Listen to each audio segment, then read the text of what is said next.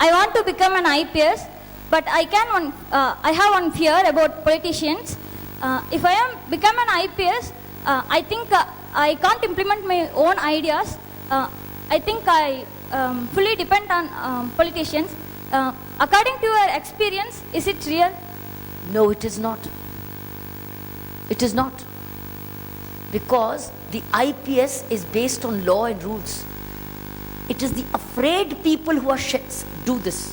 But secure people don't bother about the bad politicians. But the politicians transfer them. Let them be.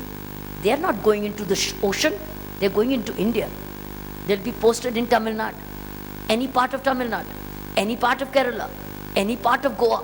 So the worst, when you don't listen to a politician on corruption, let's say, unethical, Maxim, what can he do? You need to know. What can he do? He'll only transfer you. Let him be. But you can do the right thing. That's the point. So, it's a good thing you asked. This is where you need career counseling here. That I want to become, but I have this fear. Somebody will clearly tell you, this is baseless. You have the power, you will be trained, you will implement the law, and you have the power to say no to a politician's wrong direction. And worst come to worst, he can only transfer you.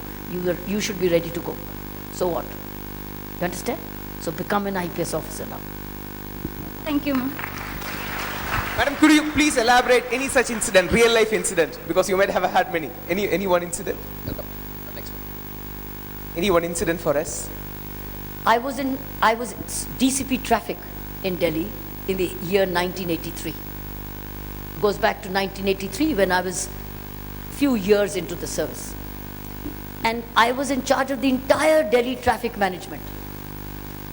And my directions to my policemen was, do not spare anybody who's making a traffic violation. And Delhi is full of VIPs, isn't it?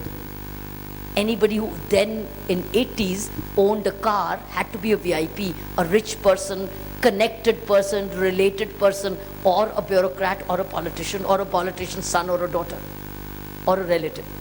But the rule was, do not forgive anybody who's breaking the rules. So my policemen followed the rule. In the beginning, they started to say, "Ye chalan kya hai? Phad ke de denge." They would tear the chalan in the face of the constable. They say, "Tumne kya samjha hai? Tumko pata nahi hai? Kisko jante? I know so and so. I'll get this done." My instructions to my policemen was, you're not going to be rude. You let them behave like this. But remember, nobody's going to listen to them. So my policemen were made secure that their career will be protected.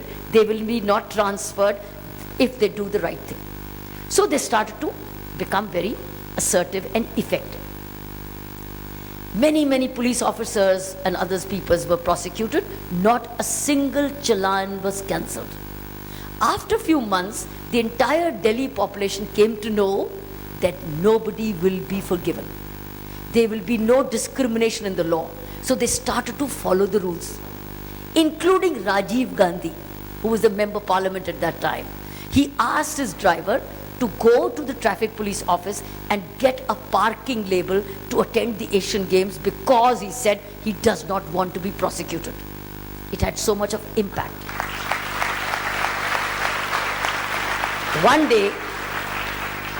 One day, my traffic policeman was doing patrolling in Connaught Place, and I was enforcing parking laws very effectively. In fact, during that time, in 1982, I was not called Kiran Bedi. I was called Crane Bedi, because I had deployed so many cranes to remove wrongly parked cars. So one day, my police officer with a crane was patrolling Connaught Place. And there was one car which was blatantly violating the parking laws. So he went to that car and said, "Go into the parking lot, you are blocking the road." He said, "Who are you?" He said, "I'm telling you, could you please go to the parking lot and get your work done, whatever you want, otherwise I will remove this car with this crane." Because the crane would lift it and remove it. It would, you know, you've seen a crane? So it would lift it and tow it away. He said, करके दिखाओ.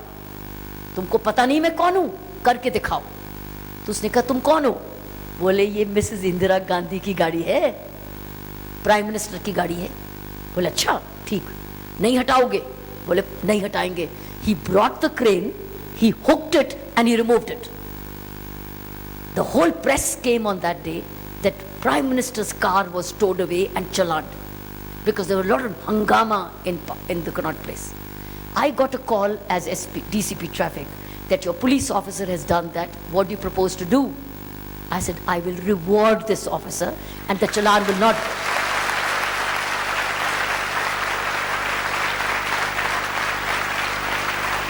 So this is answering your question. This is what I could do because I had the power of the law. You understand that? This was in the month of August 1983. And next year, within 3 months, they transferred me out of traffic police. I went to Goa. I did not mind that. But today it's history that if any time any DCP traffic challaned a Prime Minister's car, it was August 16th, 1983 by Kiran Bedi.